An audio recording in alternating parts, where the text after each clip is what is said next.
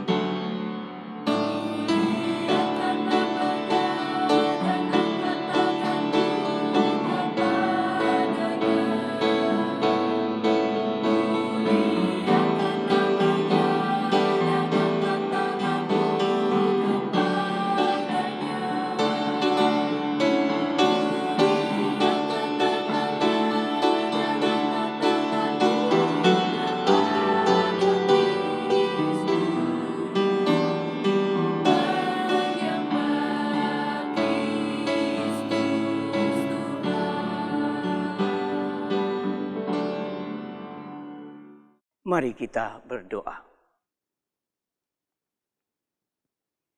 Allah Bapa Surgawi, Bapa yang kami muliakan dan kami imani dalam Tuhan kami Yesus Kristus. Pada kesempatan ini bersama dengan umat-Mu, kami kembali bersujud di hadapan Bapa yang Maha Kudus. Dengan segala kerendahan hati kami mengucap syukur dan terima kasih atas apa yang kami boleh peroleh dari tangan kasih, pertolongan, dan kemurahan hati-Mu. Bapa, pada saat ini kami ingin beribadah, memuji dan memuliakan Engkau. Dengan segala kerendahan hati kami mohon Engkau hadir melalui kuasa Roh Kudus, membimbing, memimpin, dan menolong kami, hingga ibadah ini boleh berjalan dengan baik seturut dengan kehendak Bapa. Hamba-Mu yang Engkau percayakan untuk menaburkan kebenaran firman-Mu, Engkau kuasai dengan kuasa Roh Kudus, sehingga firman yang dinyatakan benar-benar tertanam dalam hati, pikiran, dan iman kami. Untuk itu Bapa, kami mohon ampun atas segala dosa dan kesalahan kami. Dan hanya di dalam nama Tuhan Yesus, Tuhan dan Juru Selamat kami yang hidup, kami berdoa, kami memohon, kami mengucap syukur kepada-Mu saja. Amin.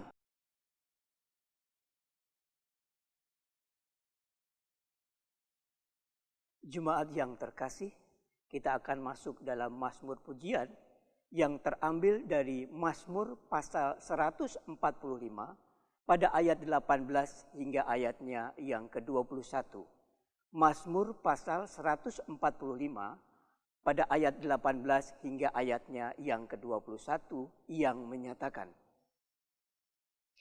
Tuhan dekat pada setiap orang yang berseru kepadanya, pada setiap orang yang berseru kepadanya dalam kesetiaan. Ia melakukan kehendak orang-orang yang takut akan Dia, mendengarkan teriak mereka, minta tolong dan menyelamatkan mereka. Tuhan menjaga semua orang yang mengasihinya, tetapi semua orang fasik akan dibinasakannya.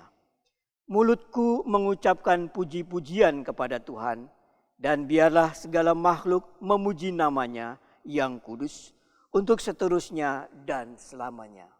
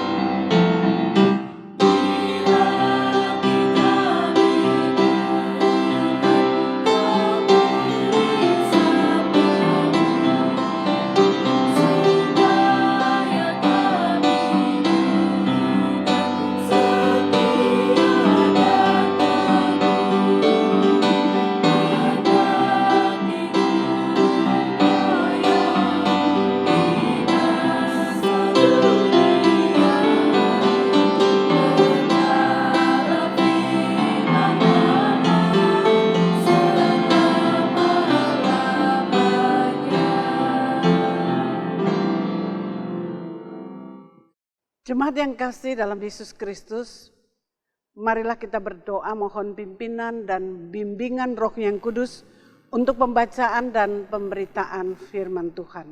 Mari kita berdoa.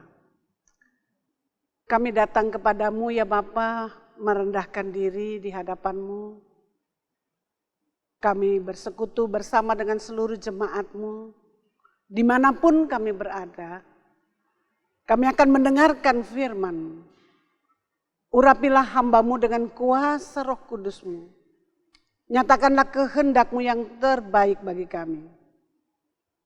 Supaya kami boleh menangkap makna yang terdalam dari firman-Mu itu. Dan melakukannya dalam kehidupan beriman kami.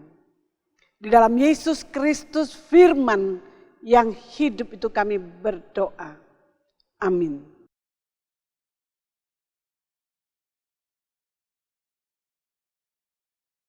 Saudaraku yang terkasih, mari kita membaca Alkitab dan pada kesempatan ini terambil dari Mazmur pasal 141 pada ayat yang pertama hingga ayatnya yang ke-10.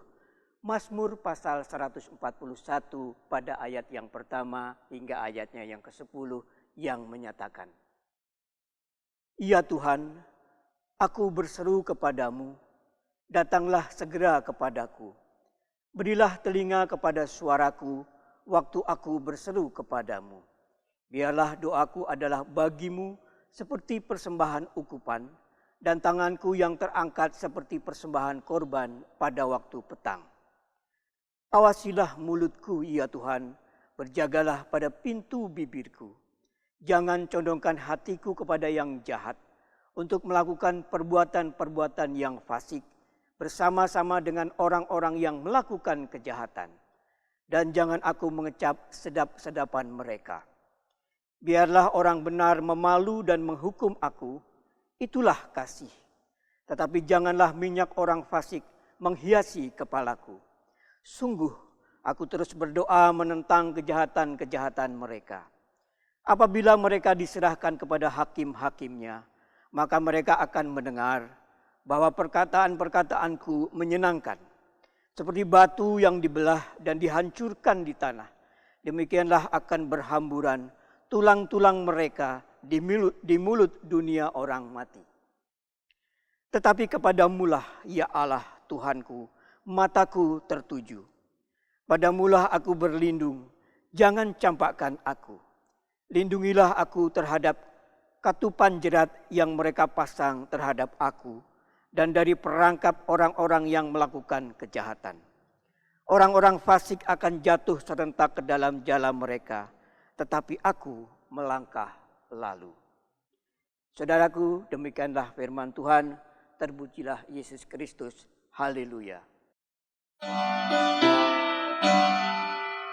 Haleluya, haleluya, haleluya.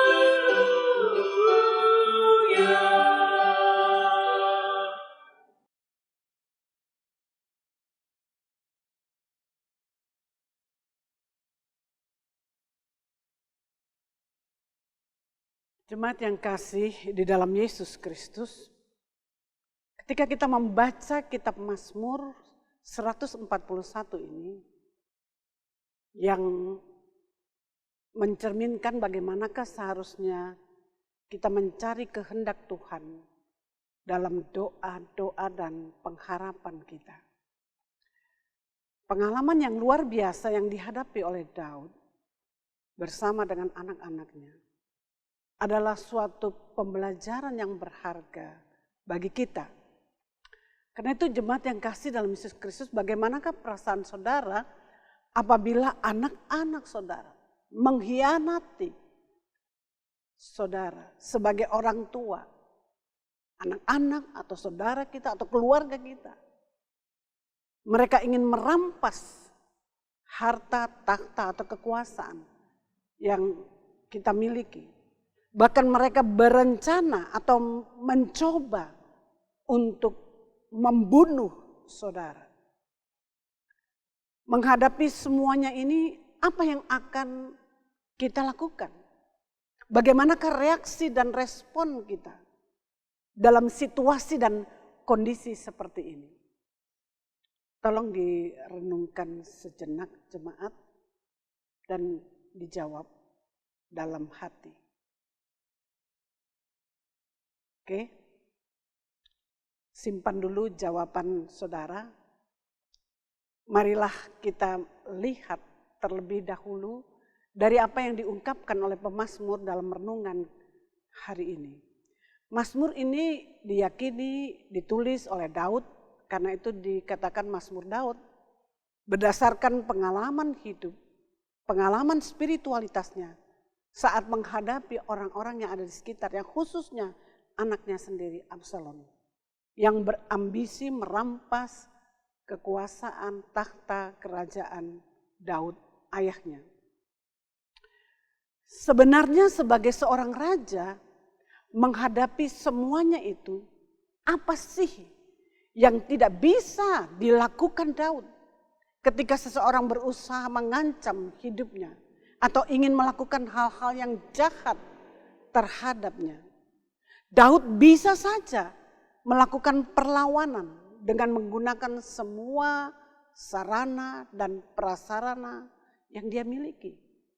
Ada pengawal yang gagah perkasa dengan alat-alat perang yang canggih pada waktu itu, dan kereta-kereta kuda yang sangat tangguh. Dan lagi sebagai raja, sebenarnya pada waktu itu semua titah dan perintahnya itu wajib hukumnya untuk ditaati. Itu adalah harga mati yang tidak bisa terbantahkan sekalipun terhadap keluarga dan anaknya sendiri. Jemaat yang kasih dalam Yesus Kristus, menariknya ternyata Daud tidak menggunakan semuanya itu sebagai andalan. Apa yang dilakukan Daud saat mendapatkan serangan yang luar biasa dalam pengalaman perjalanan hidupnya? Ayat 1-2 Di situ dijelaskan Daud justru sujud menyembah berlutut dengan tangan yang terangkat. Ia berseru kepada Tuhan agar Tuhan sendiri yang turun tangan. Jadi kita lihat di sini kalau dalam bahasa aslinya, dalam bahasa Ibrani, kata sujud menyembah itu artinya seperti orang yang kalah perang, ya berserah begitu ya, angkat tangan. Nah kalau kita angkat tangan, ya, tanda menyerah, maka Tuhan akan turun tangan. Tetapi kalau kita turun tangan, ya bisa Tuhan angkat tangan. Dan kalau sudah Tuhan angkat tangan, wah bahaya. Nah banyak orang tua ketika menghadapi masalah seperti ini, wow langsung emosi tingkat tinggi, naik pitam, marah besar. Kalau boleh pakai pengacara, disertai dengan sumpah serapah.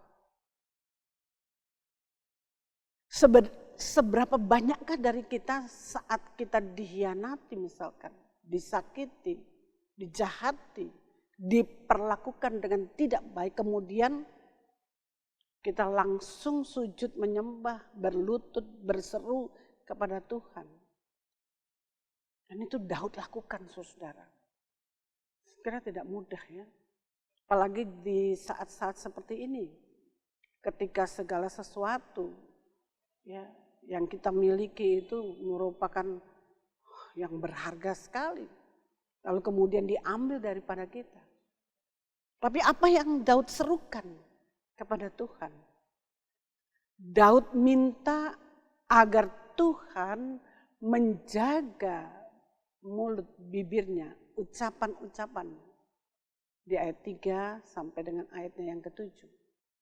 Daud memohon agar Tuhan mengarahkan hatinya tetap bersih sehingga tidak melakukan hal-hal yang jahat. Jadi Daud minta hikmat Tuhan supaya menjaga ucapan-ucapannya. Karena ucapan raja itu bisa berdampak positif tapi juga bisa berdampak negatif. Dia tahu apa artinya ketika dia mengucapkan kata-kata misalkan ya udah sekarang bunuh saja, lenyapkan saja, bisa saja. Tapi dia tidak lakukan itu, dia minta Tuhan menjaga mulut bibirnya, ucapan-ucapannya. Daud terus berdoa meminta kepada Tuhan agar orang-orang yang merencanakan kejahatan tersebut pada akhirnya sadar apa yang mereka lakukan.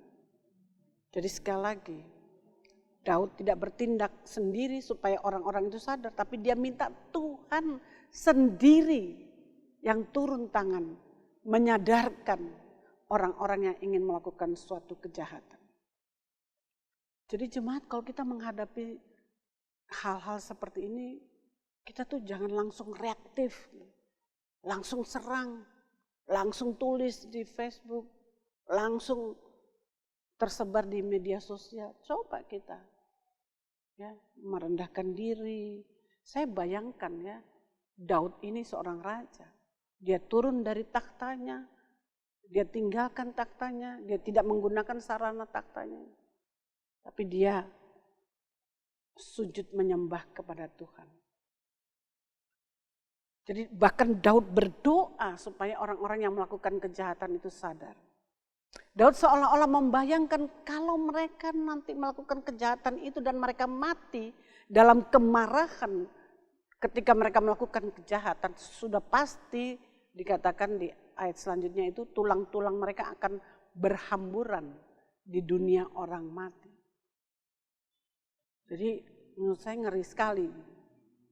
Kalau kita mati belum berdamai dengan diri kita sendiri, belum berdamai dengan sesama kita, bagaimanakah kita bisa memperoleh kehidupan yang Tuhan janjikan? Ayat 8 Daud hanya mau berlindung kepada Tuhan, matanya hanya mau memandang kepada Tuhan sebagai sumber kekuatan. Karena itu jemaat yang kasih dalam Yesus Kristus, ketika mata hati rohani kita hanya terarah kepada Tuhan dan selalu meminta perlindungannya, maka pasti Tuhan tidak akan pernah mencampakkan kita. Pasti kita dimampukan untuk melewati masalah dan tantangan seberat apapun. Di ayat 9 sampai dengan 10, Daud sadar betul bahwa selain Absalom anaknya, ada banyak orang-orang di sekelilingnya ingin mencelakakan dirinya. Salah satunya kalau kita baca 2 Samuel, salah satunya adalah penasehatnya sendiri. Mereka memasang berbagai jerat, perangkap, dan jala untuk menjatuhkan Daud. Jadi kita bayangkan ya, orang-orang yang ada di sekitar kita, yang kita anggap baik, yang kita anggap orang yang paling dekat bagi kita, seringkali bisa mencelakakan kita. Suami kita, istri kita, anak-anak kita, saudara kita, bisa melakukan hal yang jahat kepada kita. Karena itu bagaimanakah perasaan saudara ketika ancaman terbesar itu justru datang dari orang-orang yang terdekat di sekeliling kita, dalam persekutuan kita. Memang terkadang antara orang yang baik dan jahat itu nuansanya tipis sekali. Terkadang kita sulit untuk membedakannya. Tapi Daud, kenapa dia bisa tahu semua itu? Sekali lagi, karena dia minta penyertaan Tuhan, perlindungan Tuhan. Matanya terarah hanya kepada Tuhan. Sehingga dia diberikan kepekaan untuk bisa membedakannya. Kalau kita baca di ayatnya yang ke-10, wah luar biasa sekali ketika saya baca di ayat 10 bagian terakhir itu. Daud katakan bahwa orang-orang fasik itu akan jatuh.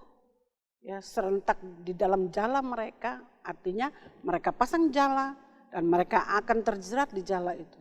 Apa yang engkau tabur, itu yang engkau tuai. Tetapi dikatakan Daud di ayat yang bagian terakhir, tetapi aku melangkah lalu. Artinya apa saudara? Masalah ada, persoalan ada, tantangan ada. Dari orang-orang yang terdekat. Dari suami, dari istri, dari anak-anak, dari keluarga kita. Tetapi kita bisa melangkah maju. Tetap berjalan. Karena mata hati rohani kita tertuju kepada Tuhan. Oleh sebab itu apa maknanya bagi kita jemaat dalam renungan kita hari ini? Daud mengajarkan kepada kita bagaimanakah memilah cara yang tepat ketika kita menghadapi pergumulan yang berat, tantangan-tantangan, pencobaan-pencobaan di dalam kehidupan ini. Tidak ada cara lain selain mencari kehendak Tuhan, mencari wajahnya, mencari apa yang Tuhan ingini untuk kita lewati dalam persoalan-persoalan yang kita hadapi. Artinya kita menempatkan Tuhan dalam hidup ini pada posisi yang sebenar-benarnya. Dan kalau kita menempatkan Tuhan pada posisi yang sebenar-benarnya, sebenarnya tidak ada masalah yang tidak bisa kita selesaikan. Ketika kita mencari Tuhan dan menempatkan Dia pada posisi yang sebenar-benarnya. Daud mengimani bahwa dia akan melangkah lalu, melangkah maju. Artinya dia keluar sebagai pemenang. Ketika kita keluar sebagai pemenang bukan berarti kita tidak menghadapi persoalan. Kadang kita diproses oleh Tuhan sedemikian rupa. Ya.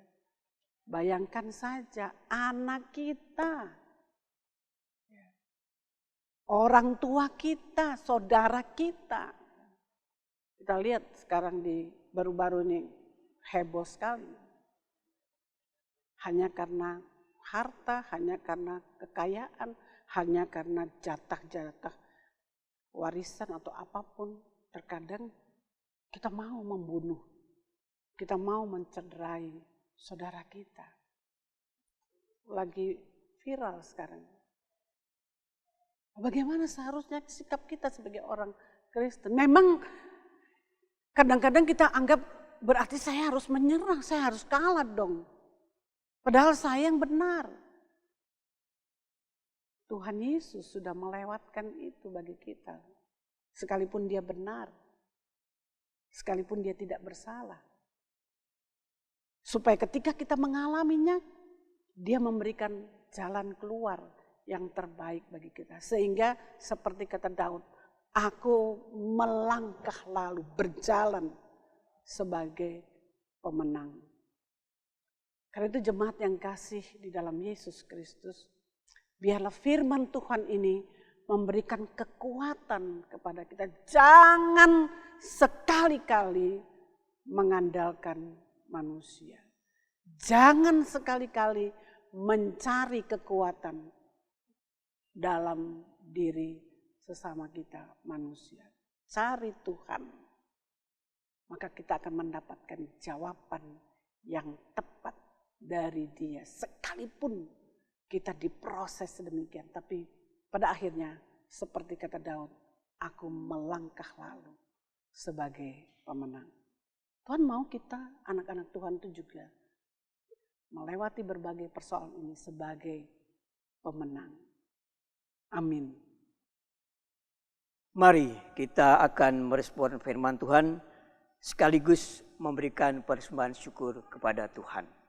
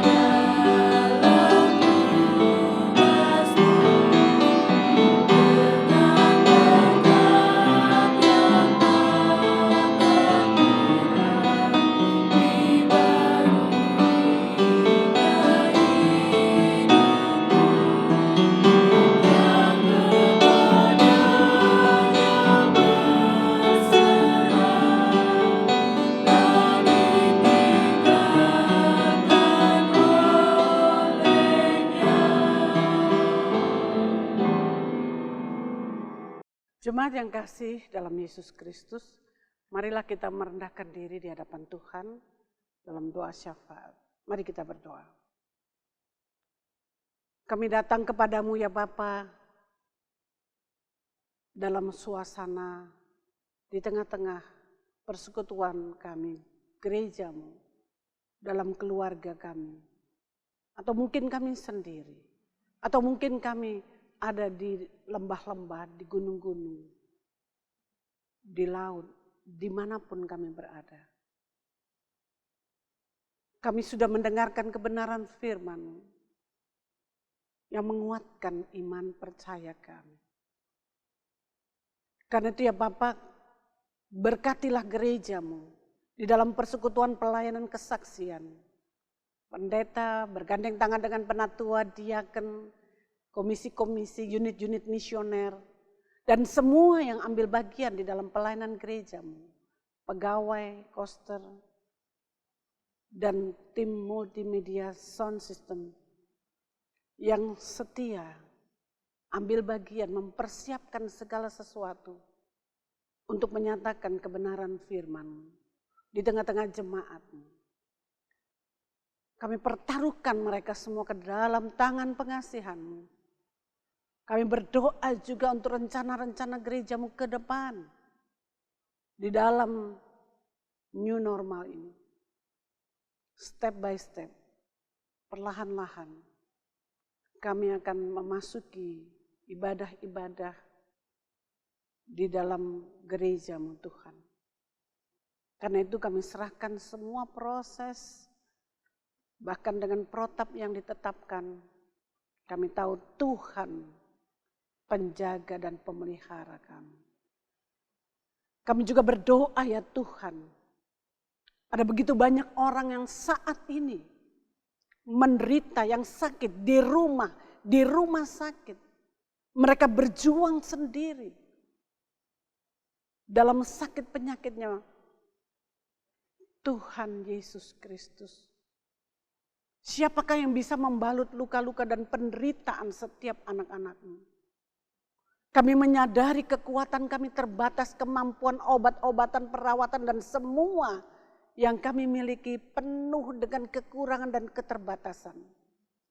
Tetapi kami punya Tuhan Yesus yang tidak pernah berkekurangan, yang tidak terbatas, yang sanggup menjangkau kami dimanapun kami berada. Engkau sendiri berfirman, iman-mu menyembuhkan dan memulihkan engkau. Karena itu berkati obat-obatan, perawatan, dokter, suster, para medis, dan semua yang Tuhan pakai untuk khususnya menghadapi pandemi COVID-19 ini ya Tuhan. Bahkan ada banyak penyakit-penyakit lain juga yang sedang diderita oleh begitu banyak orang. Tuhan tolong mereka. Jamahlah dan pulihkan mereka. Sembuhkanlah mereka dengan kuasa-Mu yang ajaib. Kami teringat juga untuk mereka yang berjuang, mencari pekerjaan, mencari pendidikan, mencari teman hidup, mencari kedamaian dalam kehidupan mereka. Biarlah mereka pertama-tama mencari kehendak-Mu. Maka mereka akan menemukan jawaban yang tepat menurut kehendak-Mu. Tuhan yang baik, yang penuh kasih, inilah doa, harapan, penyerahan diri, rasa syukur kami. Dan supaya kami layak Engkau dengar dan Engkau jawab, ampunkanlah segala dosa dan kesalahan kami. Terkadang kami sebagai orang tua tidak menjadi contoh yang baik. Terkadang kami bermusuhan dengan anak cucu kami. Terkadang anak-anak mencoba untuk mencelakai orang tuanya. Hanya karena warisan, hanya karena harta kekayaan. Terkadang saudara bersaudara saling membunuh, saling menyakiti, sehingga menimbulkan kebencian dan kemarahan. Engkau tidak kehendaki itu terjadi dalam kehidupan ini ya Tuhan. Karena itu tolonglah kami untuk belajar dari Daud. Ketika dia menghadapi semuanya itu, dia justru sujud, menyembah, berlutut, mencari Engkau. Dan Tuhan akan membuat setiap orang bisa melewatinya, melangkah, melewati semuanya itu. Ketika kami mencari kehendak-Mu ya Bapa. Karena itu Tuhan, kami serahkan hidup dan masa depan kami ke dalam tangan pengasihan. Dalam kasih Yesus Kristus, Tuhan, Juru Selamat kami yang hidup, yang telah mengajar kami berdoa. Bapa kami yang di sorga, dikuduskanlah namamu, datanglah kerajaan, jadilah kehendak-Mu di bumi seperti di sorga. Berilah kami pada hari ini makanan kami yang secukupnya. Dan ampunilah kami akan kesalahan kami, seperti kami juga mengampuni orang yang bersalah pada kami. Dan jangan membawa kami ke dalam pencobaan, tapi lepaskanlah kami daripada yang jahat. Karena Engkaulah yang mempunyai kerajaan dan kuasa dan kemuliaan sampai selama-lamanya. Amin.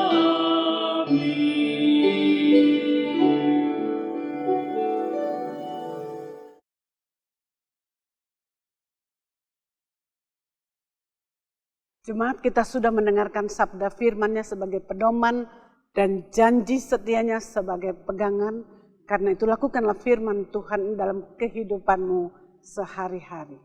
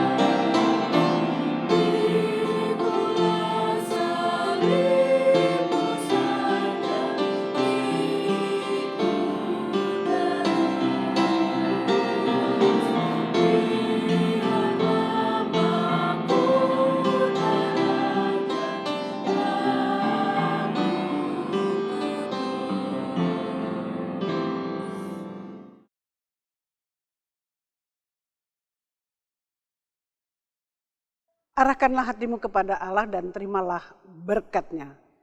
Damai sejahtera Allah yang melampaui segala akal akan terus memelihara hati, pikiran, hidup, dan masa depanmu. Di dalam kasih karunia Yesus Kristus, oleh pimpinan dan pertolongan kuasa Roh-Nya yang kudus, Tuhan memberkati dan menyertaimu dari sekarang sampai selama-lamanya. Bye.